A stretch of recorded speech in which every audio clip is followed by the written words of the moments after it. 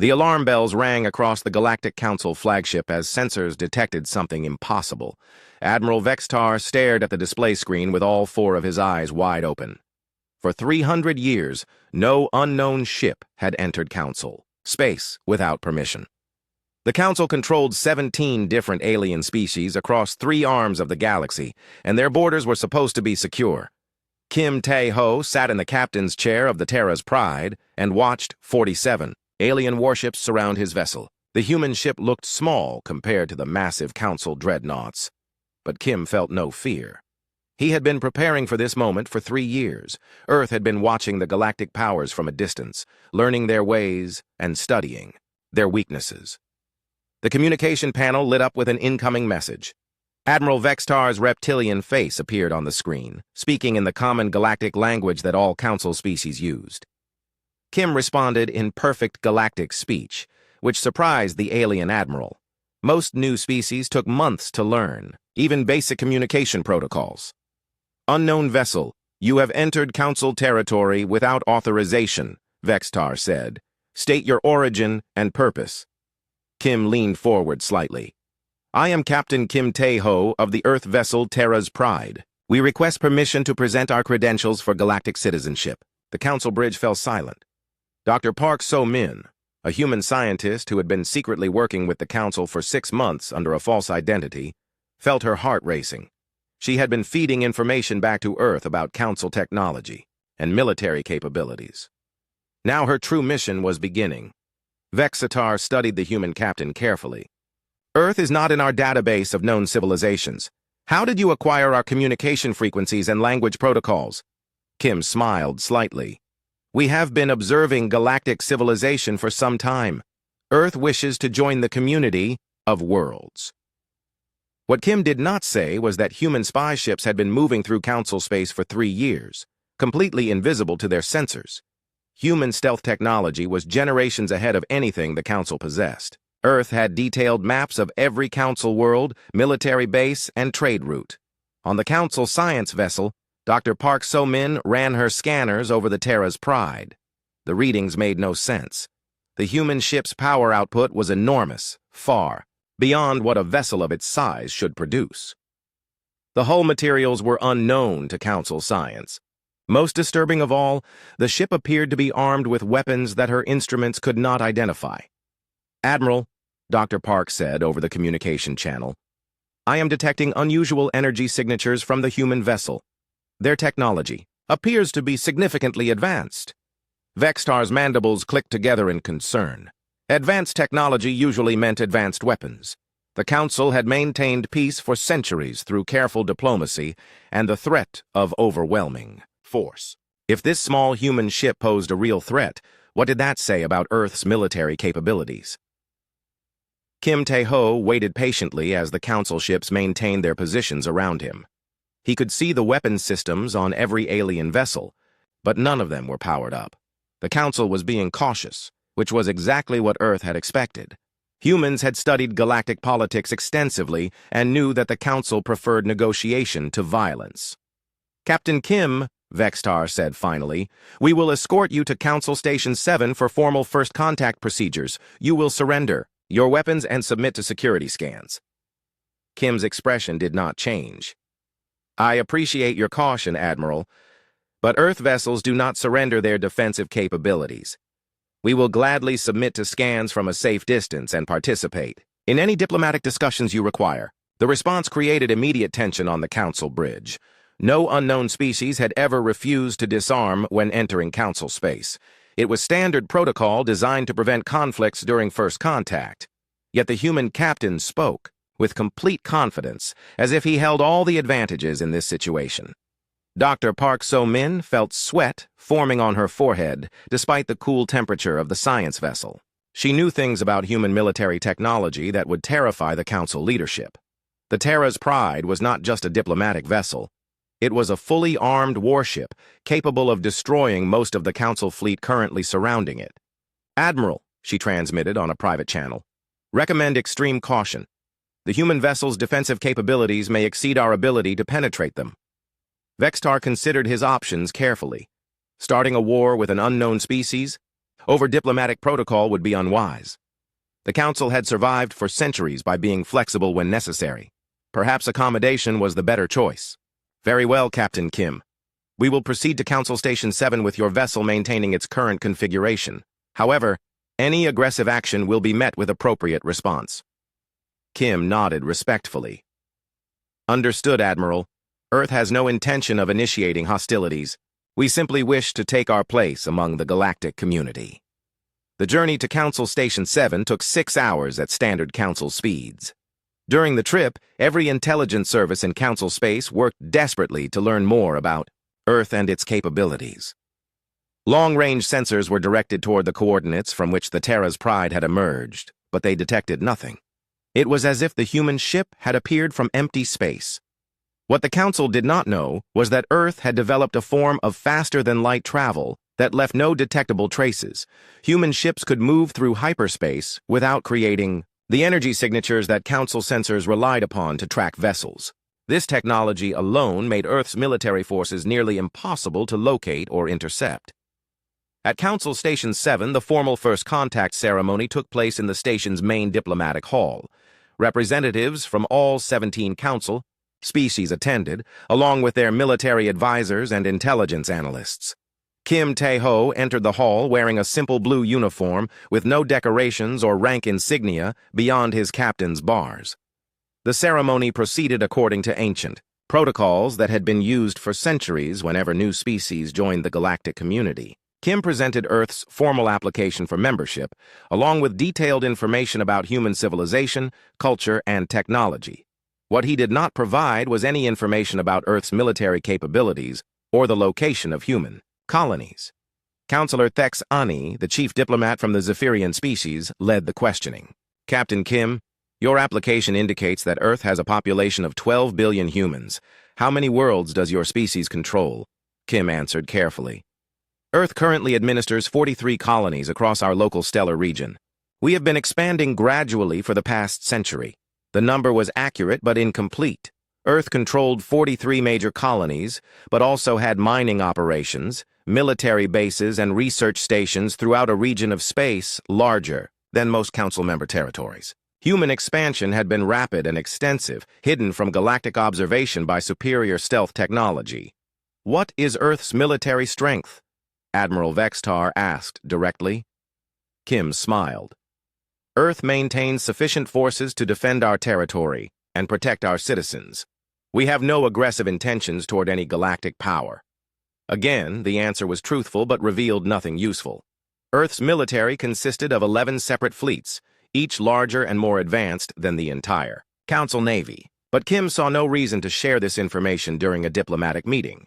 Dr. Park So-min watched the proceedings from the observer section, maintaining her cover as a Council scientist. She knew that everything Kim said was being recorded and analyzed by intelligence services across the galaxy. Soon, every major power would be trying to learn the truth about human capabilities.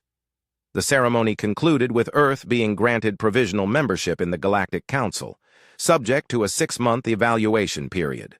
Kim accepted the terms graciously and agreed to maintain regular diplomatic contact.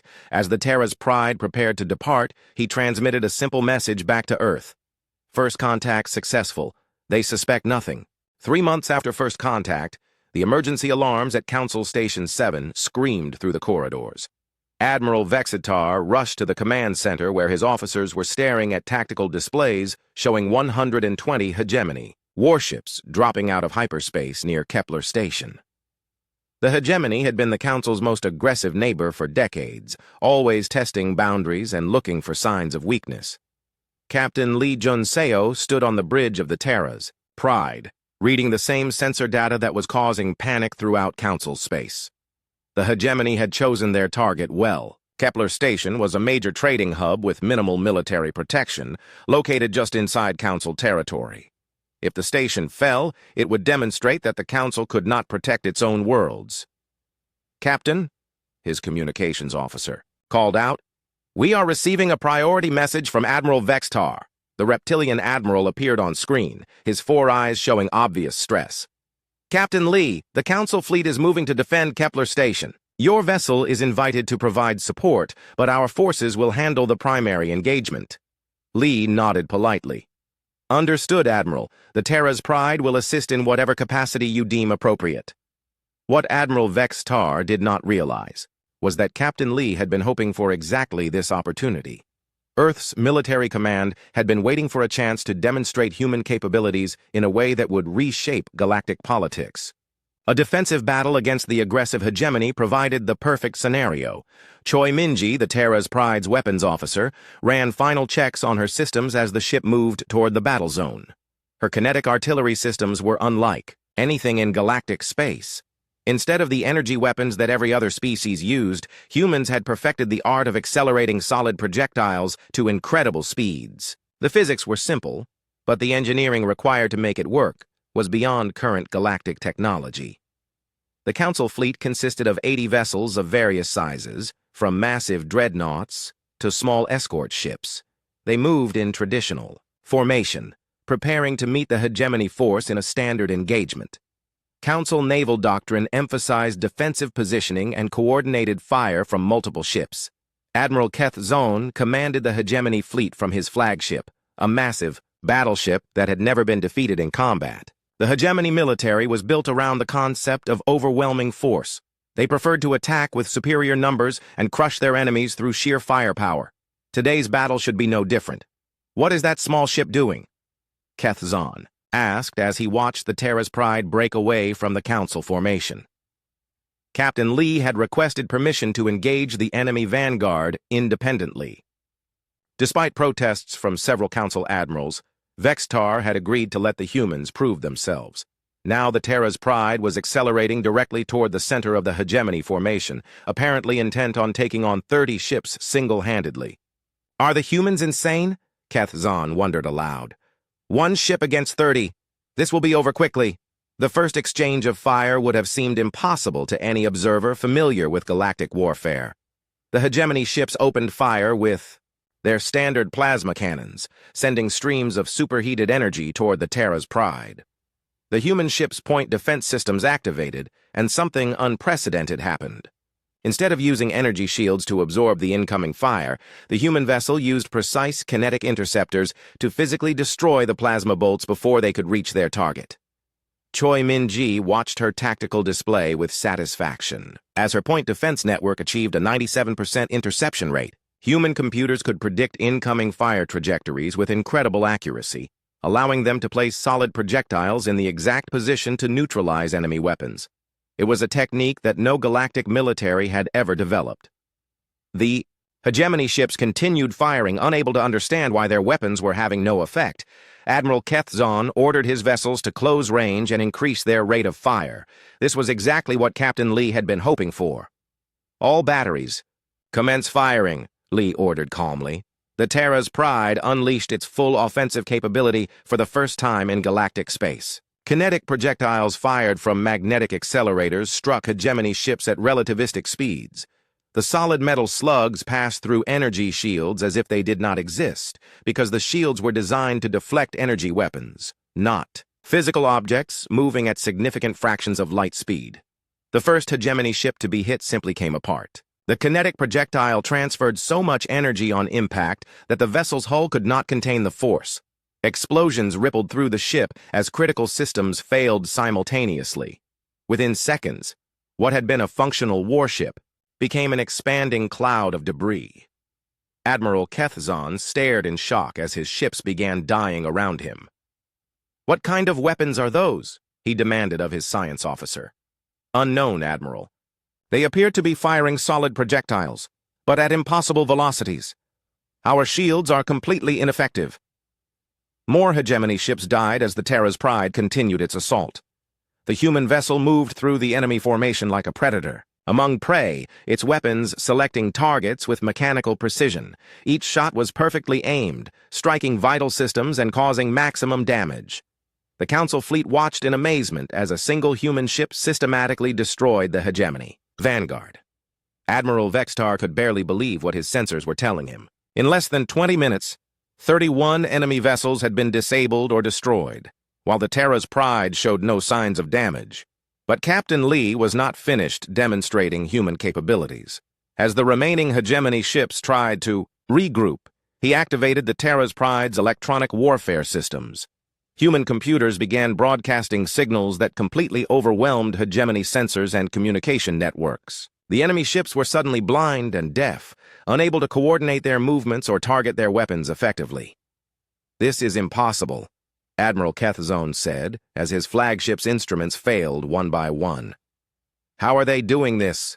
The Human Electronic Warfare Suite was generations ahead of anything in galactic space. Earth's computers could process information thousands of times faster than the systems used by other species. When turned toward hostile networks, they could completely dominate enemy electronics through brute force data attacks. Captain Lee opened a communication channel to the remaining hegemony ships. "Admiral Kethzone, this is Captain Lee Junseo of the Earth vessel Terra's Pride. You have lost 31 ships in 20 minutes. Your remaining forces are completely blind and helpless. I suggest you withdraw immediately." The hegemony admiral looked around his bridge at the failed systems and panicked crew members. His fleet of 120 ships had been reduced to 89, and those survivors were unable to fight effectively. The single human vessel had accomplished what should have been impossible. "All ships," Kethzone transmitted on emergency frequencies, "withdraw immediately, full retreat." The remaining hegemony fleet jumped to hyperspace in complete disorder, leaving behind the wreckage of their fallen comrades. The Council fleet moved forward to secure the battlefield, but there was little left to secure. The Terra's Pride had been thorough in its destruction. Admiral Vextar requested permission to come aboard the human vessel to personally thank Captain Lee for his assistance. As he walked through the Terra's Pride's corridors, he was struck by how different human technology appeared from Council designs.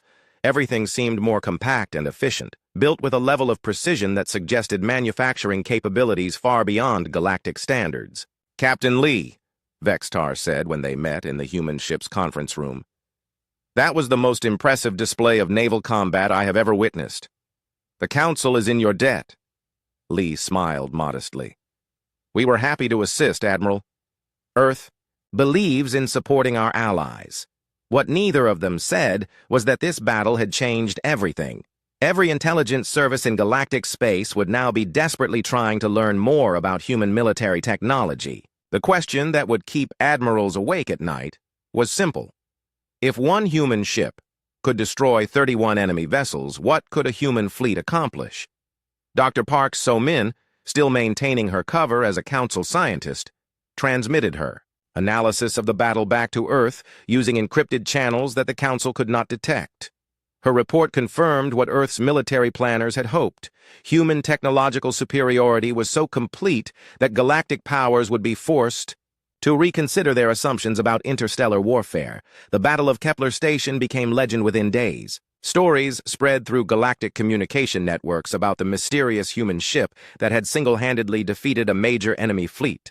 Some accounts were accurate, others were wildly exaggerated, but all of them contributed to a growing sense that Earth represented something entirely new in galactic politics. Captain Lee filed his official report with characteristic human understatement. Engagement successful. Enemy force neutralized with minimal expenditure of ammunition.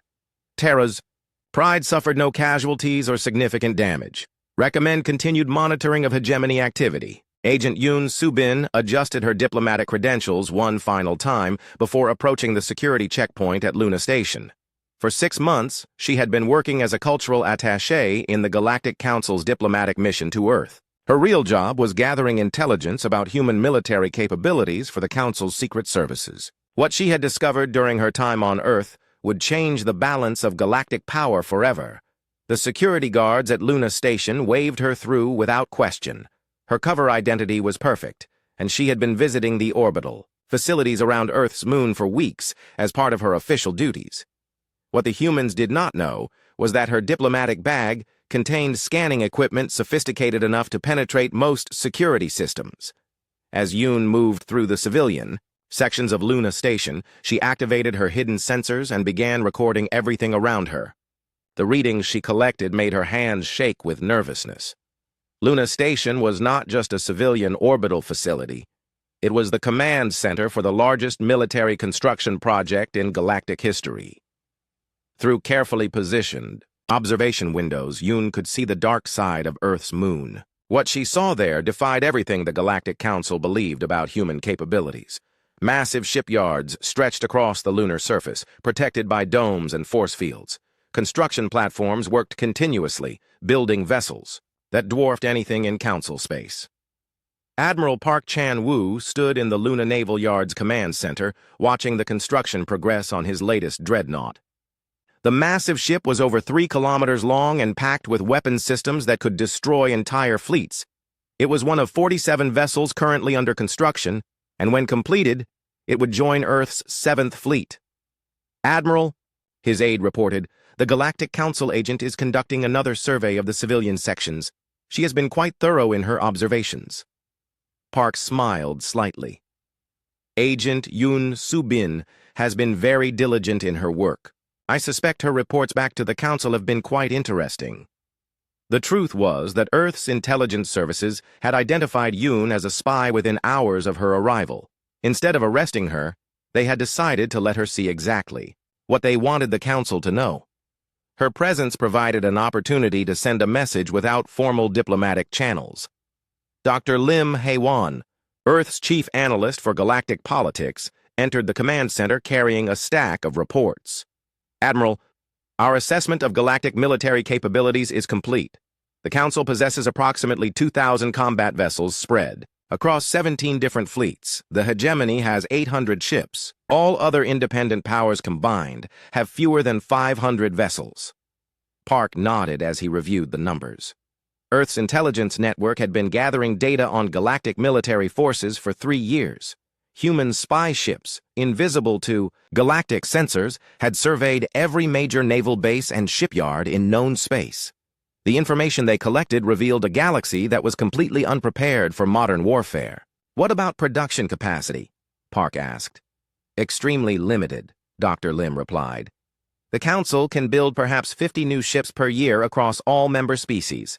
The hegemony manages about 20 vessels annually. Most galactic powers have not expanded their fleets significantly in over a century. In contrast, Earth's shipyards were completing 2,000 new vessels every year.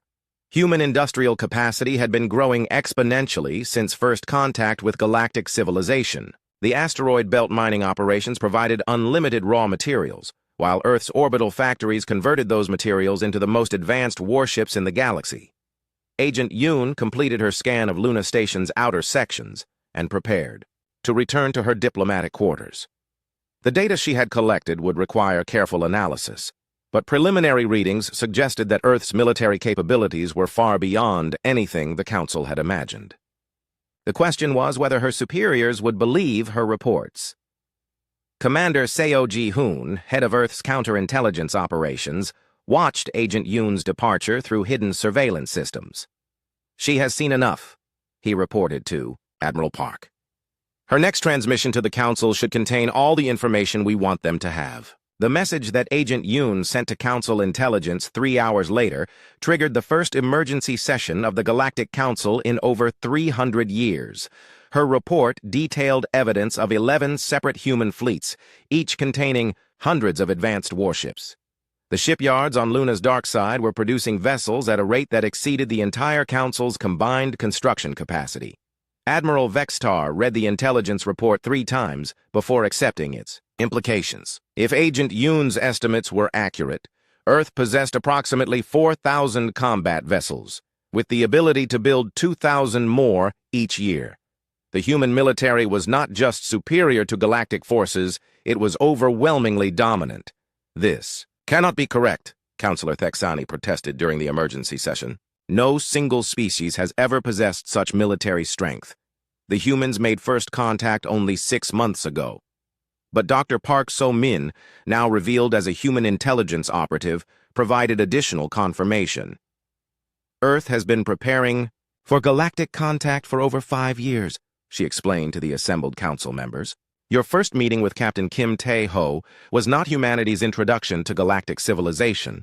It was the beginning of Earth's integration into galactic politics." The revelation that humans had been secretly observing galactic civilization for years added another layer of concern. If Earth could spy on Council territory without detection, what else might they be hiding? How much did humans know about galactic military capabilities, trade routes, and political weaknesses? Admiral Park Chan-woo reviewed the latest intelligence. Reports from across human space. Earth's spy network had grown to include operatives in every major galactic government. Human agents were monitoring political developments, economic trends, and military preparations throughout known space. The galaxy had become transparent to Earth's intelligence services. Phase 2 is complete, Admiral Park reported to the Earth Defense Council. All major galactic powers now understand the basic scope of our military capabilities. They are beginning to realize that their previous assumptions about human strength were inadequate. Dr. Lim Hae-won presented the next phase of Earth's strategy. We have achieved our primary objective of establishing military credibility. Now, we must decide how to use that credibility to reshape galactic politics in ways that serve human interests. The options were extensive. Earth could demand major concessions from the Galactic Council in exchange for military protection. Human fleets could be deployed to establish exclusive zones of influence around key systems. Trade agreements could be negotiated from a position of overwhelming strength. But Admiral Park had been thinking about longer-term consequences. Military dominance alone will not create the kind of galaxy we want to live in, he said. If we rule through fear, we will eventually face rebellions and resistance movements. We need to find ways to lead through example rather than intimidation. Agent Yoon Soo-bin sat in her diplomatic quarters, composing her final report to Council. Intelligence. The evidence she had gathered painted a picture of human military strength that would terrify every galactic leader. Earth was not joining galactic civilization as an equal partner. They were announcing their arrival as the dominant power in known space. Recommendation, she wrote, immediate diplomatic accommodation with Earth. Military resistance would be futile given current balance of forces. Suggest negotiating terms for peaceful coexistence before humans decide to impose their will unilaterally. The message would reach Council Station 7 within hours, carried by the fastest courier ships available. But Agent Yoon suspected that events were already moving beyond the point where diplomacy alone could resolve the situation. Earth had spent years preparing for this moment, and they would not be deterred by galactic concerns about the changing balance of power. Commander. Co. Ji-hoon monitored Agent Yoon's final transmission with satisfaction. Earth's intelligence operation had succeeded beyond all expectations. Every major galactic power now understood that humans possessed overwhelming military superiority. The next phase would depend on how they chose to respond to that reality. Phase 3 authorization requested, he transmitted to Admiral Park. The response came back within minutes. Phase 3 approved. Begin deployment of operational fleets. Across human space, 11 separate battle fleets began moving toward their assigned positions. The demonstration phase was ending, and the time for revelation was about to begin. Admiral Kwon Min-ho stood on the bridge of the dreadnought Seoul's Thunder as First Fleet emerged from hyperspace at the edge of Council territory. Behind him, 46 other vessels of unprecedented size and capability took their positions in perfect formation. For the first time in galactic history, non-humans were witnessing a full human battle fleet in all its terrible glory. The enemy alliance had been building for months since the Battle of Kepler Station. The hegemony, still humiliated by their defeat at the hands of a single human ship, had convinced 2 other aggressive species to join them in a massive assault on Council space. The Corvan Empire and the Threx Confederacy had contributed their fleets to create a force of over 800 warships, the largest military formation assembled in 3 centuries. Admiral Keth Zone, commanding the Alliance fleet from his rebuilt flagship, felt confident as he surveyed his massive armada. No single species can stand against such numbers, he declared to his assembled commanders. The humans may have superior individual ships, but we will overwhelm them through sheer force. What Admiral Kethzon did not know was that his fleet was already surrounded. Human spy ships had been tracking Alliance movements for weeks, feeding precise location data back to Earth's military command. When the enemy Alliance moved to attack Council territory, they walked directly into a trap that had been years in the making. Captain Na Hyun-woo reviewed the tactical situation from the bridge of Seoul's Thunder. The massive dreadnought was over 3 kilometers long and carried enough firepower to destroy entire planets. Its armor could withstand direct hits from any weapon in galactic space, while its offensive systems could penetrate any known defensive. Technology. Captain, his communications officer reported, we are receiving a priority transmission from the Alliance flagship. Admiral Keth Zahn's image appeared on the main screen, his reptilian features twisted with anger. Human vessel, you are vastly outnumbered. Surrender immediately and we may show mercy to your crews. Admiral Quan stepped forward, his expression calm and confident. Admiral Keth Zahn, this is Admiral Quan Min-ho commanding First Fleet. I have a counter-proposal. You have 1 hour to withdraw your forces from Council territory, or we will remove them for you. The Alliance commander laughed harshly. 1 human fleet against 800 ships? Your arrogance will be your destruction. Admiral Quan smiled slightly. 1 fleet? He activated the tactical display that showed the current positions of all human forces in the galaxy. Admiral, you are mistaken. First Fleet is here at your current location.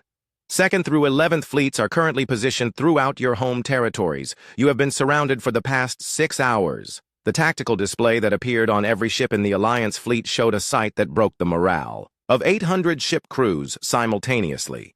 11 separate human fleets had taken positions across 3 spiral arms of the galaxy. Each fleet contained vessels that outclassed anything in galactic space. The coordination required to deploy such massive forces proved that Earth's military capabilities extended far beyond individual ship technology. Admiral Keth Zahn stared at the display in shock.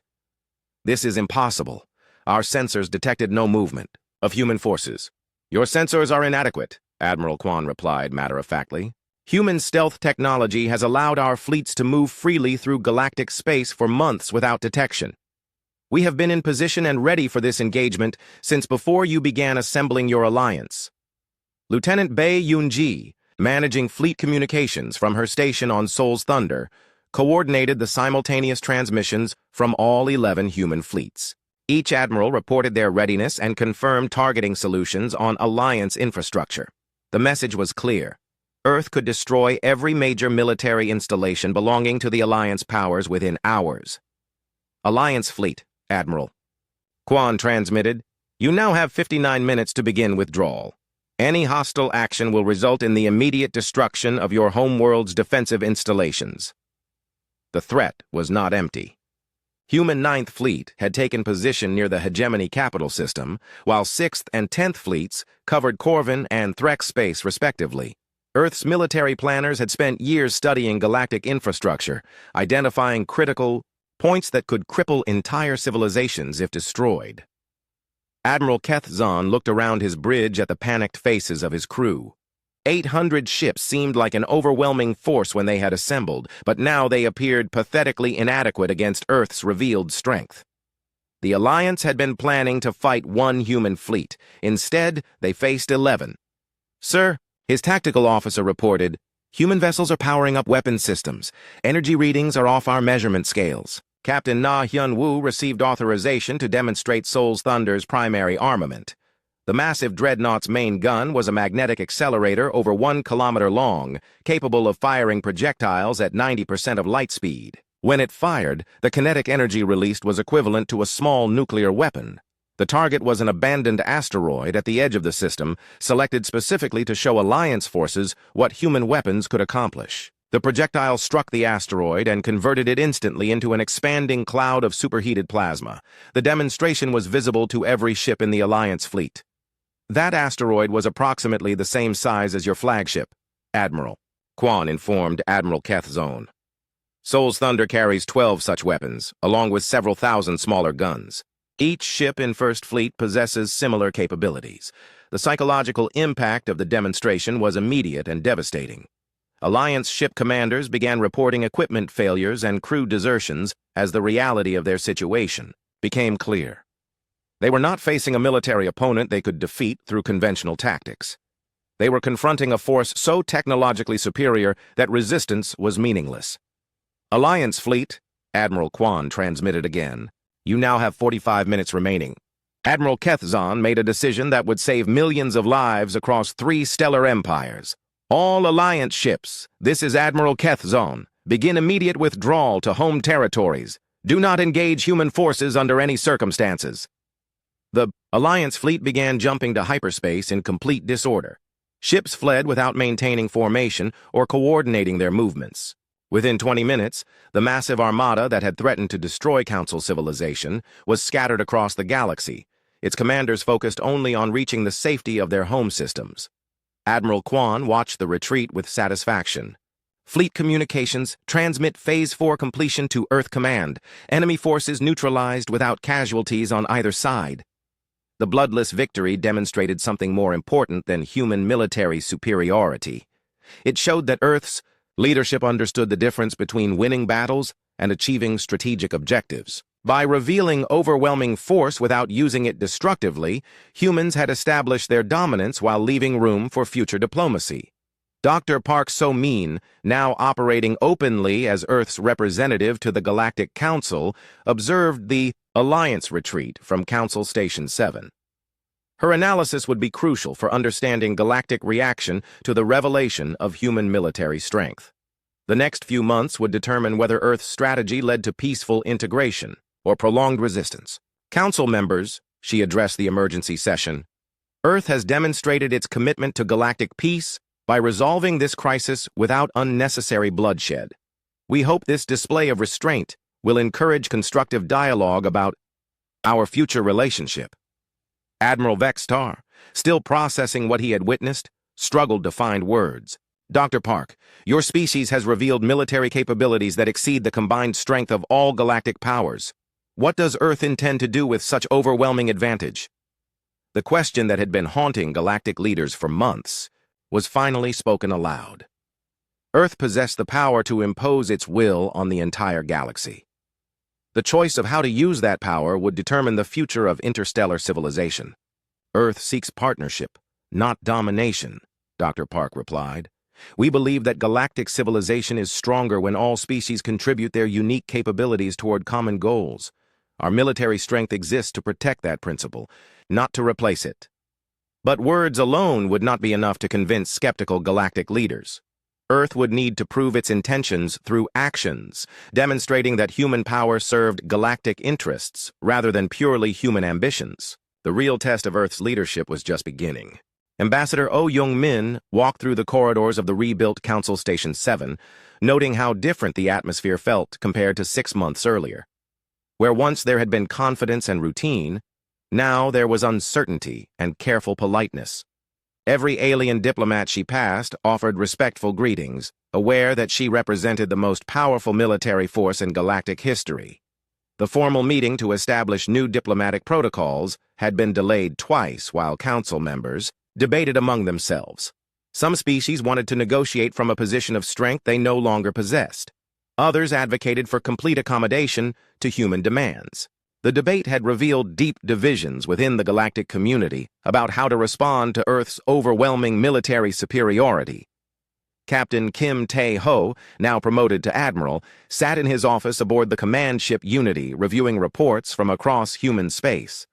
The transition from hidden observer to galactic leader had created challenges that no amount of military planning could have anticipated. Power without wisdom was dangerous, and Earth's leadership was still learning how to use their advantages responsibly. Admiral, his aide announced, Counselor Song Ye-jin is requesting a private meeting before the formal negotiations begin.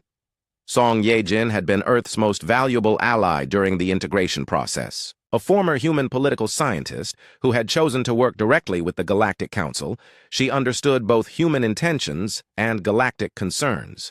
Her ability to bridge the gap between species had made her invaluable during the delicate period following Earth's military revelation. The Council is afraid, Song Ye-jin explained when they met in a secure conference room. They have spent centuries believing that their combined strength made them the dominant force in the galaxy. Now they must accept that a single human fleet could destroy their entire civilization in a matter of days. Admiral Kim nodded thoughtfully. Fear is understandable, but it cannot be the foundation for lasting cooperation. We need to find ways to demonstrate that Earth's strength serves galactic interests, not just human ambitions. The challenge was complicated by the arrival of an entirely new threat. 3 weeks earlier, automated war machines of unknown origin had begun attacking frontier colonies throughout the galaxy. The mechanical invaders showed no interest in communication or negotiation. They simply appeared, destroyed everything in their path, and moved on to the next target. The crisis provided Earth with an opportunity to prove its commitment to galactic security. Admiral Park Chan-woo had authorized the deployment of human fleets to protect threatened worlds, regardless of their political allegiance. Human ships were now defending colonies belonging to species that had never formally acknowledged Earth's authority. Commander Jang Hyun-soo led a joint task force of human and council vessels against a synthesis machine fleet that had attacked a Quilon agricultural world. The combination of human technology and galactic knowledge proved devastatingly effective against the mechanical invaders. Human weapons could penetrate synthesis armor, while council sensors could predict machine movement patterns. Target acquired, Jang reported as his ship's kinetic artillery locked onto a synthesis command vessel. Firing! The projectile struck the machine ship at 95% of light speed, converting its entire forward section into plasma. The destruction of the command vessel caused the remaining machines to lose coordination, allowing the joint fleet to eliminate them systematically. Admiral Kim watched the battle reports with satisfaction. Joint operations were proving that human military superiority did not require human isolation. By sharing specific technologies with galactic partners, Earth could create combined forces that neither side could achieve alone.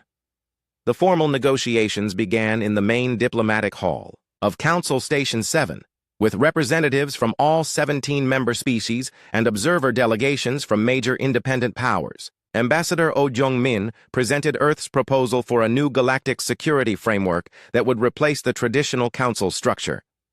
Earth proposes the creation of a galactic defense alliance, she announced to the assembled delegates. All member species would contribute resources and personnel according to their capabilities.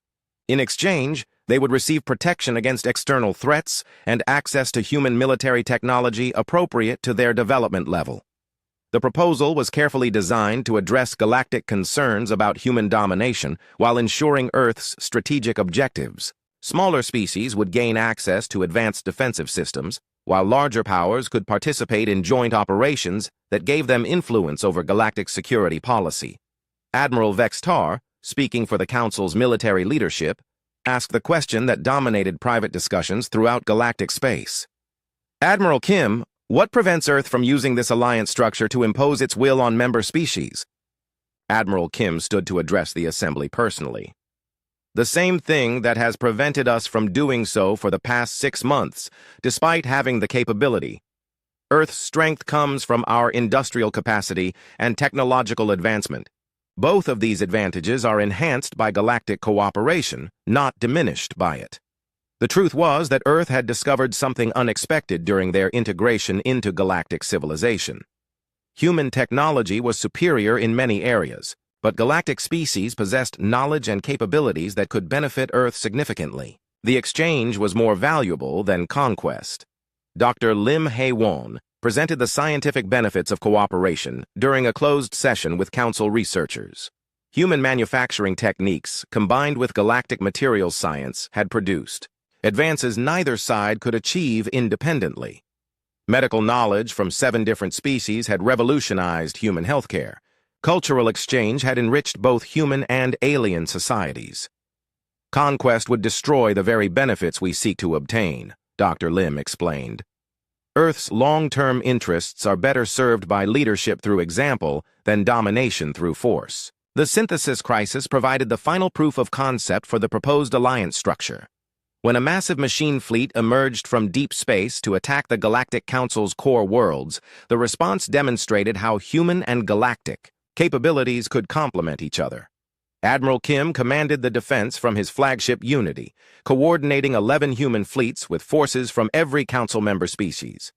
The battle lasted 3 days and involved over 6,000 vessels from both sides. Human weapons proved devastating against synthesis armor, while galactic sensors and communication networks allowed unprecedented coordination across such massive forces. Captain Na Hyun-woo led the final assault on the Synthesis Command Center, a massive automated fortress that had been directing machine operations across the galaxy.